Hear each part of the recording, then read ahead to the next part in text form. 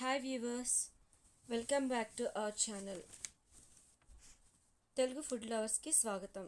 ఈరోజు మనము చుక్క కూర చికెన్ కర్రీ ఎట్లా ప్రిపేర్ చేసుకోవాలో చూసేద్దాం.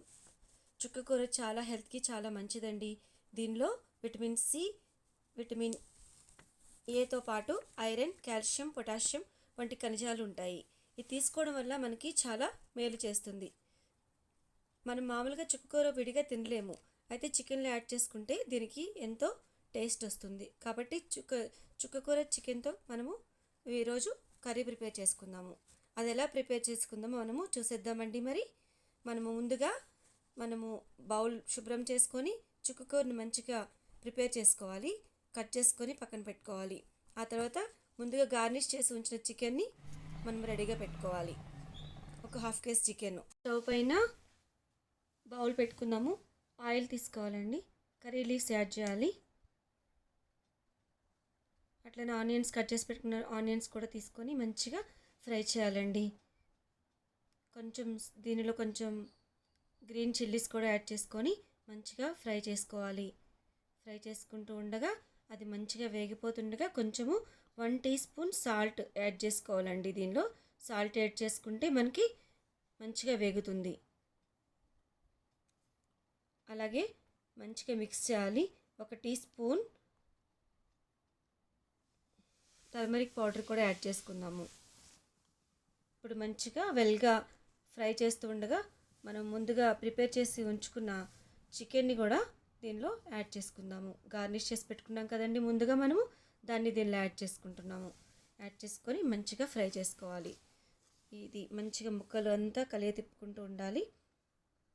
ఆయిల్లో మంచిగా ఫ్రై అవ్వాలి చికెన్ అండి.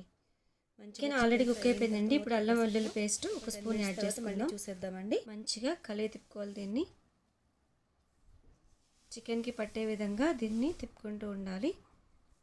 జింజర్ గార్లిక్ పేస్ట్ వేయడం వల్ల చికెన్ మంచి ఫ్లేవర్ వస్తుంది. తర్వాత 1 గ్లాస్ ఆఫ్ వాటర్ దీనిలో యాడ్ చేసుకుందాము. ముందుగా మనం బౌల్ ఉంది కదా, ఆ బౌల్లో యాడ్ చేసుకుందాం. వాటర్ యాడ్ చేసుకుందాం. దీన్ని ఒక 10 మినిట్స్ కుక్ చేయనిద్దాము. కుక్ అయిపోయిందండి ఆల్మోస్ట్. ఇప్పుడు చుక్క కూర తీసుకొని దీనిలో యాడ్ చేద్దాము. చుక్క కూర ముందుగా తరిగి పెట్టుకున్నాం కదా, దానిని మంచిగా దీనిలో వేయాలి, యాడ్ చేయాలి.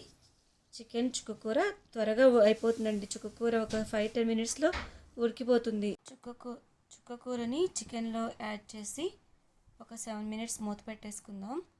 ఇప్పుడు చుక్క కూర మంచిగా కుక్ అవుతుంది. రెడీ అయిపోతుందండి ఆల్మోస్ట్. చుక్క కూర చాలా మంచిగా ఉడికిపోయింది. చుక్క కూర పుల్లగా చాలా బాగుంటుందండి. చుక్క కూర ఇష్టపడిన వాళ్ళు ఈ విధంగా చికెన్లో యాడ్ చేసి వండుకుంటే చాలా బాగుంటుంది. హెల్త్కి కూడా చాలా మంచిది. పిల్లలు చుక్క కూర ఇష్టపడరు, అయితే దీనిలో యాడ్ చేస్తే చికెన్తో పాటు వాళ్ళు తినేస్తారు. రెడీ టు ఈట్ అండి. దీన్ని బౌల్లో సర్వ్ చేసుకుందాము.